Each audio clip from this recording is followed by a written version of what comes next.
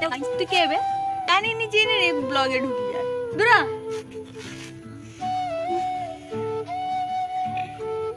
High, কেমন আছো তোমরা সবাই? তো সকাল থেকেই ঝমঝমিয়ে বৃষ্টি পড়ছে আর ওয়েদারটা ছিল অনেক সুন্দর। ভাবলাম যে চলো একটু ক্যামেরা বন্দি করে রাখা যাক। আর এখানে আমি তাড়াতাড়ি করে আজকে উঠে গেছি, কারণ বৃষ্টির দিনে তো সেই রকম একটা মজা লাগে।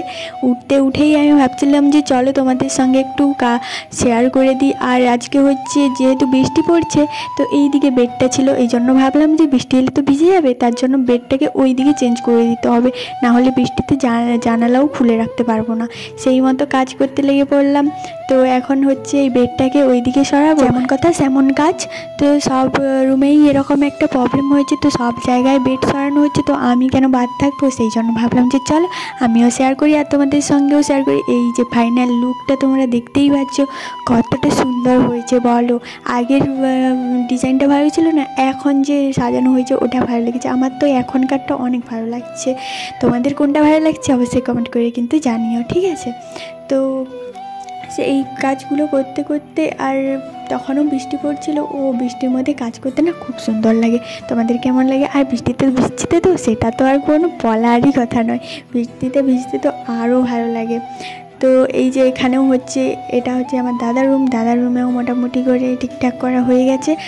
আর এইটা হচ্ছে আমার মায়ের রুম, তোমরা জানো। আর এটা আমার রুম, এই রকম ডিজাইনের ছিল, এটা আমার একদম পছন্দ হচ্ছিল না।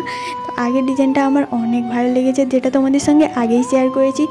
তো চলো এখন হচ্ছে একটু খেয়ে নেবো, কারণ সকাল থেকে তো এইসব কাজ চলছে আর খাওয়াও হয়। তোমাদের সঙ্গে কথা বলতে বলতে ইন্ট্রোটাই দেওয়া হয়। হ্যালো ফ্রেন্ডস, কেমন আছো তোমরা সবাই? আশা করি অনেক ভালো আছো, আর আমিও খুব ভালো আছি।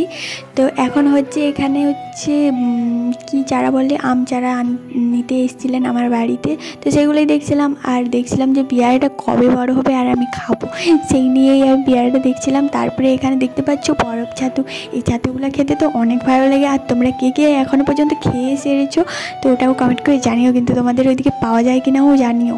তো আমাদের এখানে তো মোটামুটি অনেকই জঙ্গল আছে, জঙ্গলের ভিতরে এগুলো হয়, আর খুঁজতে না প্রচুর কষ্ট হয়। সেখানে ছাড়ানো হচ্ছিলো, আর কীরকম ছাড়ানো হলো সেটাও তো দেখেছো। আর আমি চুপ করে একটা উঠিয়ে নিয়ে চলে এসেছি, না হলে কিন্তু আমাকে মার পড়তো, কারণ আমরা কিন্তু বাজাতে জানি না, এটা কীভাবে ছাড়াতে হয় সেটাও জানি না।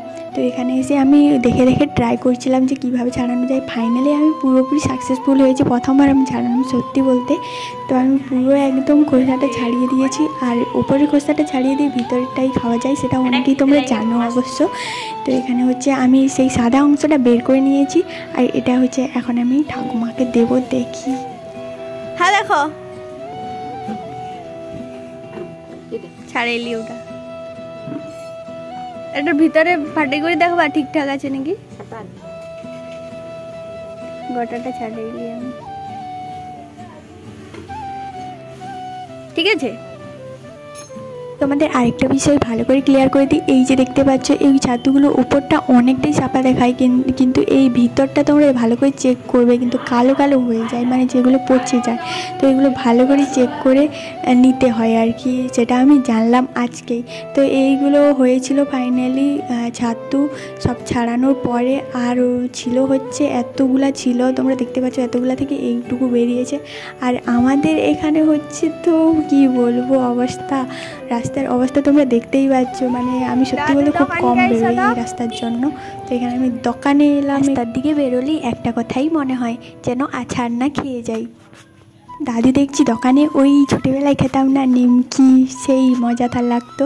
তো এখন দেখছি এনেছে, সেই জন্য ভাবলাম যে চলো একটু নিয়ে আসা যাক। তেল জিনিস বেশি আমি খেতে পারি না, তো এই জন্য দুটো চারি নিয়েছি।